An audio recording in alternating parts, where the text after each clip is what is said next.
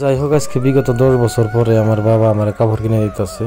তো এতদিন আমি যেহেতু ফাঁকি আসছিলাম বা বাড়িতে আসছিলাম না, তো আমি ইনকাম পাতি যত যাই করছি আমি কিন্তু লগে কিন্তু আমি পয়সা পাতি কিচ্ছু আনি নাই। তো আমার বাপ মাই জানে যে ও জিরো পকেট হয়েছে বাড়িতে।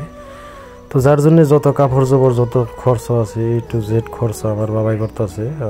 আমার বাবা মানে এত রিকোয়েস্ট সকাল থেকে আমার পাশে লাগছে যে কাপড় কিনো, এইটা কিনো, ওটা কিনো, মন ডাউন করে থেকে যা যা লাগে কিনো, তোমার জন্য আমি সব করতে পারি। তো আমার বাবা বহুত কিছু করতেছে, বাজার করতেছে। তো আপনারা জানেনই আমি কোন জায়গায় আছিলাম, কোন থেকে কোনে এলাম। তো যাই হোক, কাপড় কেনাকাটা শেষ, এবার এলো স্যান্ডেলের পালা। আমাকে বাড়িতে সদস্য কিন্তু বহুত, মোটামুটি মিনিমাম 10 জন আমাকে পরিয়াল। তো 10 জন শুদ্ধ স্যান্ডেলের দোকানে এলাম, যার যেটা পছন্দ নিল। আমাকে 10 জন পরিয়ালের এমন একটা মানুষ বাদ নাই যে স্যান্ডেল নেয় নাই। তো সবাই স্যান্ডেলের বাজারটা করলো, স্যান্ডেলের দোকান ফ্রি দেওয়া হয়েছে, যার যেটা পছন্দ নেও। তো অবশেষে স্যান্ডেলের বাজারও শেষ হয়ে গেল, তখন আমাদের যাওয়ার পালা। অ্যাকচুয়ালি মার্কেটটা আমাকে বাড়ির লাগাই, তো যার জন্য বাড়ির ব্যাগটি একদম একসাথে আহে।